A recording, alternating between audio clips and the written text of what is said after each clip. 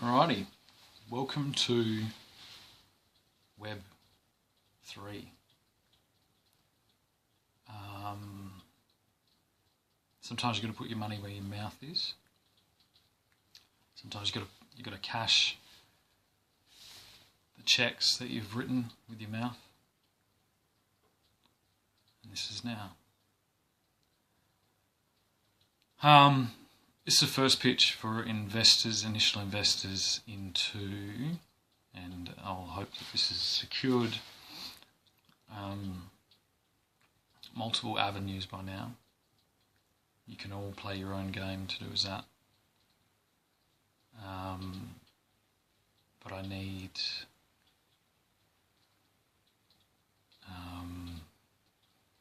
physical payment now.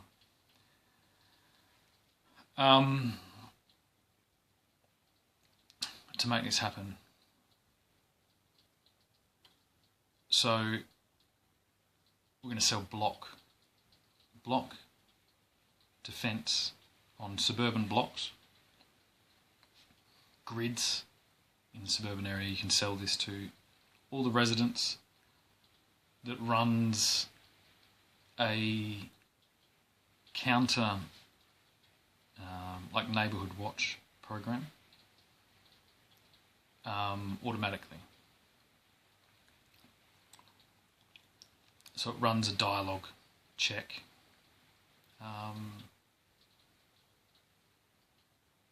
that's already happening externally, runs it internally, and looks for anomalies within flow of that region. So if you get down an extremist avenue, and then there's a gentle process to establish that open dialogue within that, and hopefully come to a consensus. And it will act like a security guard against outward manipulation, including outward manipulation that's coming through our government system. So this is an autonomous defence system. This bolsters the defence of the whole region for both personal security and internet security and national sovereignty and security, which I think is the main one. This should be a large portion of defence budget should go to this immediately. I will take that contract and get all the rest done, and it will be the simplest system, almost binary. So you'll have a interface that will have a screen. Certain key subjects will be a yes or no, so there'll be a constant vote going on towards the temperature. This will allow for regions to kind of self-autonomate. So if you're not welcome in a place, you will get a gentle warning, and then that will get more elevated. So you will have the level of changing your behaviour, explain yourself, and then if you're fighting a losing battle, then you can leave.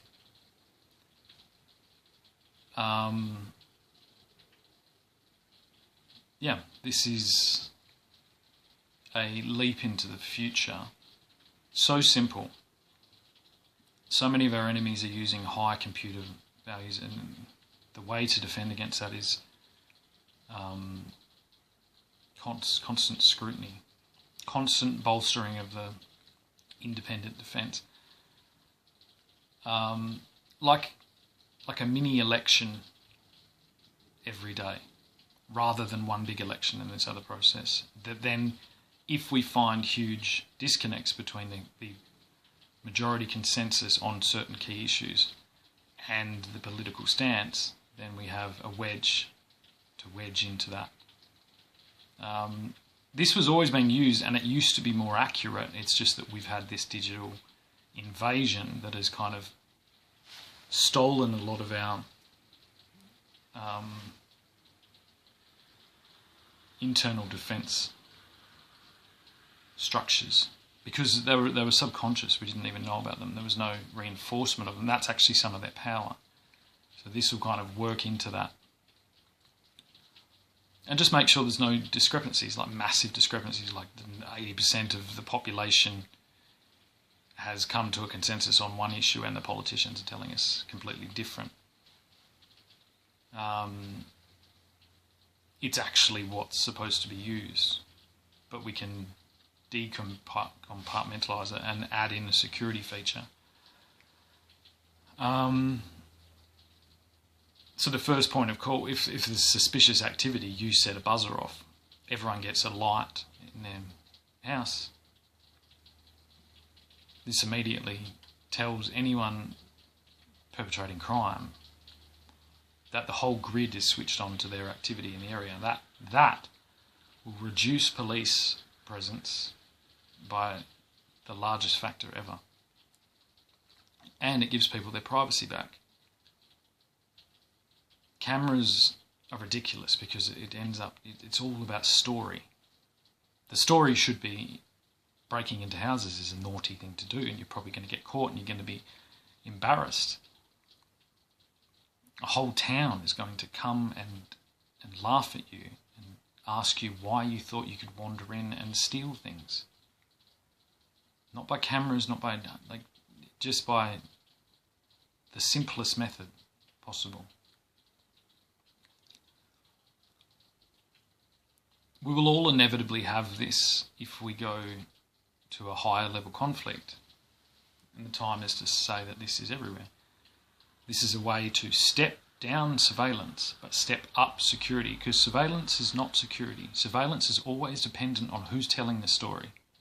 Any surveillance of anything can be manipulated like you would not believe. And this is the greatest hidden secret of security. We need to start getting back to basics. What is security? If not trust of those around you. The very need of a camera says distrust, projects distrust. The removal of a camera, but then an acceptance of a grid, brings people together. When people are together, they make better decisions. And then you have the option to move around.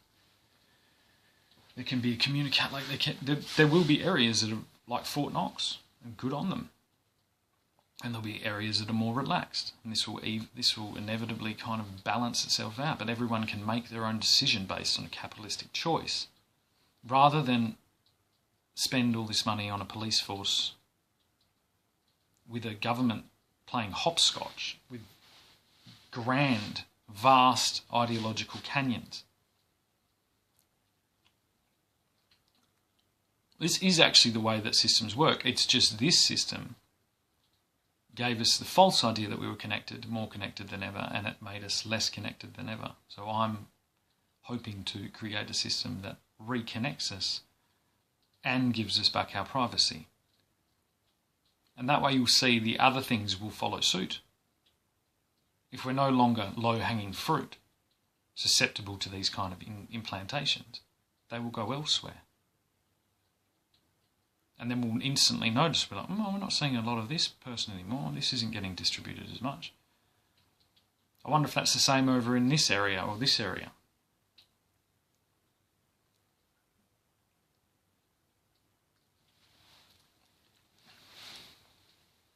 This can all be done more than likely with blockchain, some type of analogue of it. So the currency is a common held grid that you buy into. You buy a percentage of it. You then buy this many coins. That coins is like your treasury that you're protecting. But you're protecting it as a grid. And then so it's really in your interest to have that protected. This is what we were always doing. We were protecting grain and we were protecting gold and we were protecting other things. This gives a scaled down version and it's a different alternative to a bank. Then you can safely invest in your property, in your house. If you're in an area where it's majoritively Airbnb, majoritively renters, majority of anything, then you can make the decision to leave that. And you have the security of a grid that has the long-term interests in mind and shows it in a another way apart from this distributed real estate system. It's another dimension to real estate. If it can get through, and it will get through, and it will make a lot of money. So there will be a segment portion, as it costs a certain much to the Australian government to set it up, and then there'll be a running cost of it, like anything. And because the majority of this will be intelligence, because intelligence is a far larger part of military operations in this period than you would ever imagine. So this gives us, a grid. There's a level of faith that we have to have that in the interest of protecting a treasury, there is a different set of ideals than to protect the social cohesion or the moral freedoms. And this is it's a thing that you can do or you don't have to do. It could actually theoretically start on an individual title basis, so you link your account to your title.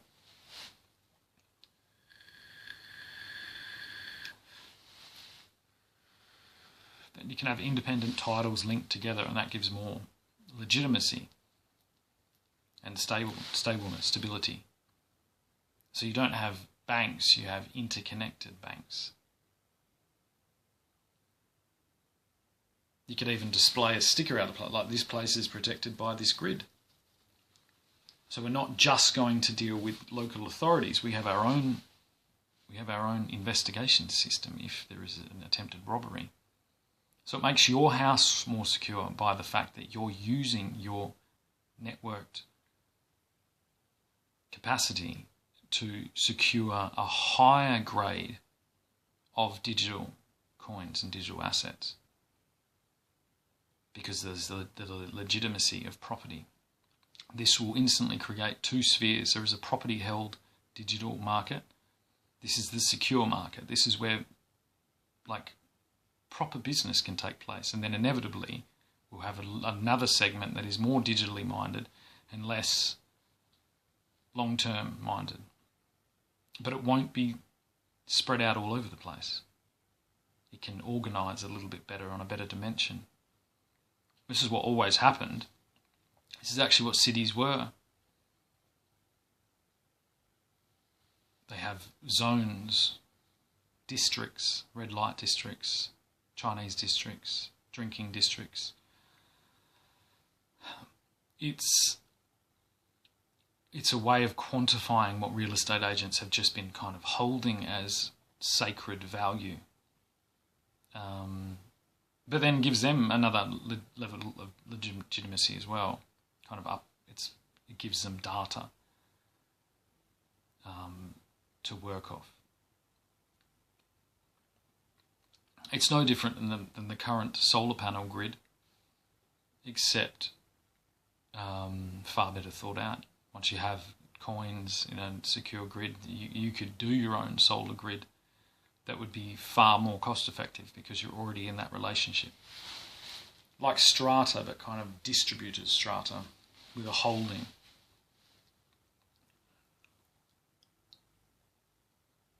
Have special liaisons that specialise in the deeper development of these system interconnected real estate digital holdings. That gives you a stake in what's happening in the digital world as well. Inevitably, if you're holding digital stock within your already held real estate, you will have more of a sway than someone who is just purely operating in the digital or just purely operating in the physical. But yeah, we can install gates and flood locks. That'd almost be like a lock in a canal system, so that these levels of kind of secured digital holdings are kind of work differently. They can be used in lump sums, all legitimately. So this entity here, this zone, this grid here, is going to make a purchase for the improvements of the entire zone. This is what, at the moment, local government's doing.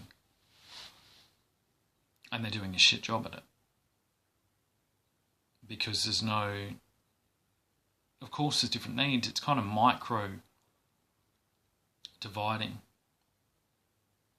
And it gives a unit more power against the state and the local government to make autonomous decisions. If you want an upgrade on light, you want an upgrade on footpaths, that will all go into this kind of rating and the value of that coin. You could live in this way, you could do an area now that is degraded, get a percentage of people in there, attach this system, then use that system to lean on the other issues, and it automatically kind of gives it a bump. And this is a way of like diversifying speculation so you can go deeper. It's what happened in cities. So there are experts in this all around the world. It's just we have more area. But you can apply the same type of thinking. At the moment we're mainly just applying mass production thinking, and that's flawed because the production should just be the beginning of the process.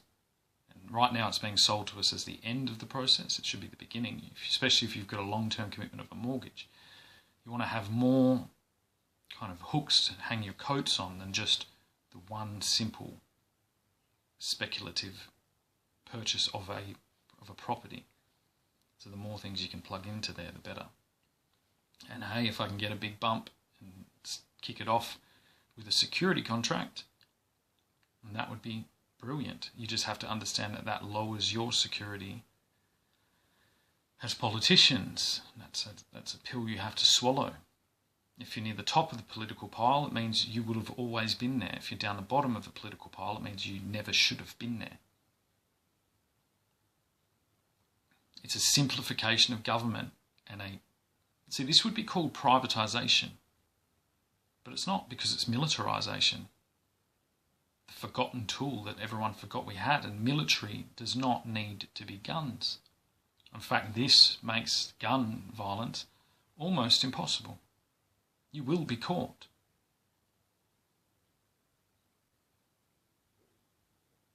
It makes carrying a gun into a suburban area basically like paddling a canoe to the fucking moon. You don't have to be in that area. I don't mind being exposed to violent places. There will be places that aren't the same. Some people want that. That's where the crime is. Then we have to start understanding what crime is, and that can be more geographically prominent. It already is, based on demand from areas to certain legislative processes that go through so that people get things. This is just another way to organise it, and a profitable way. So you make profit based on your good decisions for your environment. So it incentivises the whole group to be politically active rather than just one person. This is the new paradigm. This is why I'm talking like this, because I understand how much money that just made me. So that's good. I like feeling completely nervous and terrible and then making a ton of money.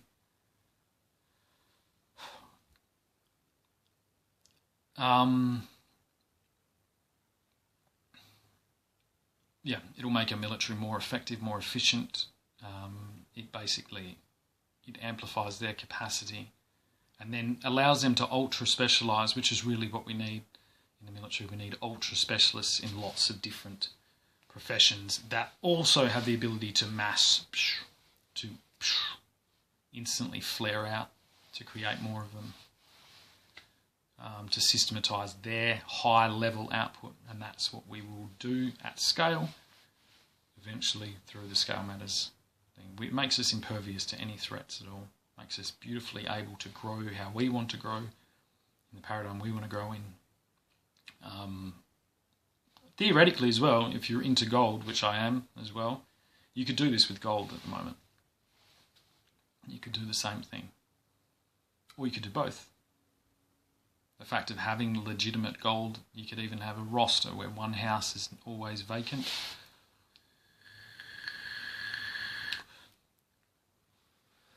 And then it becomes systematised. That can all be a product. That could be a product, especially with military backing. So you could, as a region, apply for this, get this thing. You get your own little Fort Knox that is secured by the by the Australian Army, and by your interconnected web. So it's all hidden, because that's the specialty of the army. It's all covert. It's all hidden. It's all secure, backed on the crown. This is already what you're guaranteeing when you buy property. It's just a way for us to diversify our output that we offer the Australian people as the military, not as the government. It's in combination with the government, in an understanding that we hope will be received well. Unfortunately, the system of business better equips us to both political discussion and to military discussion in this current paradigm.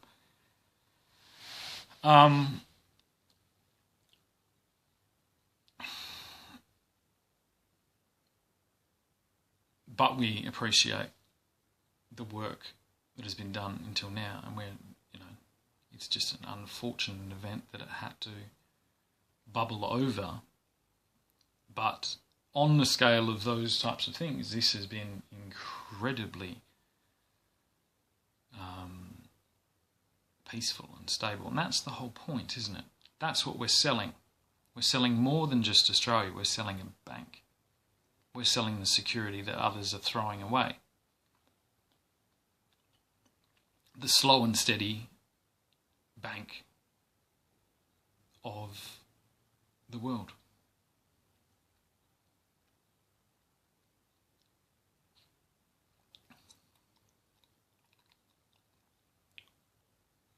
I just heard the Australian dollar go up. That was nice.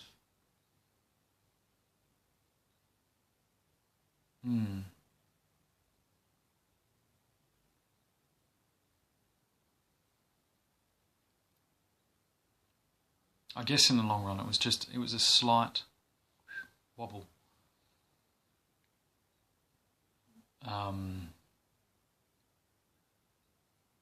Which is wonderful, because it was an overwhelmingly loud noise.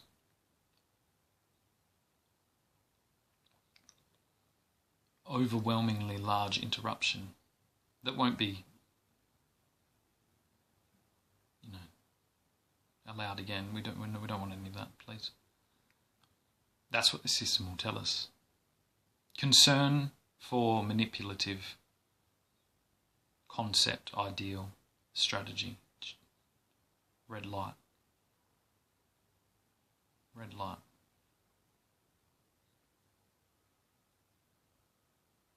We were told by these devices, by these platforms, that a red light is positive. A red light, we need to relearn that a red light is negative. Not for individuals, for concerning concepts, concerning phenomenon arising within our communities. Red light. It says there's a red light here on fucking extreme mutilation trans ideology. Yeah, okay, that wouldn't have taken long.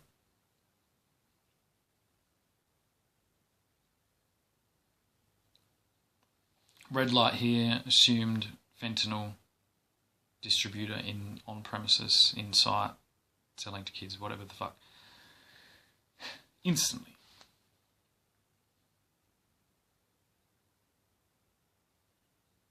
What does this do for the police? It means the police become military, I guess. Change of uniform. Change of perception.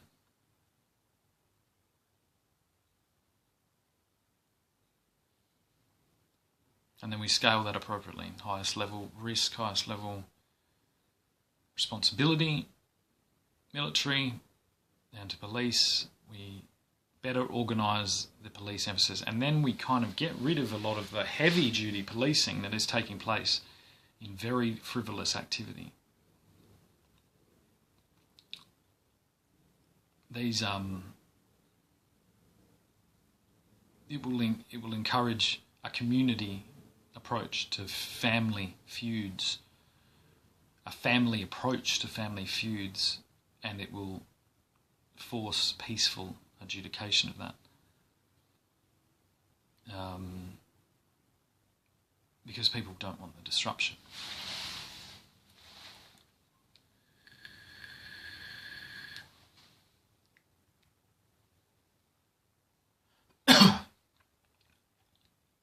Anyway, thank you.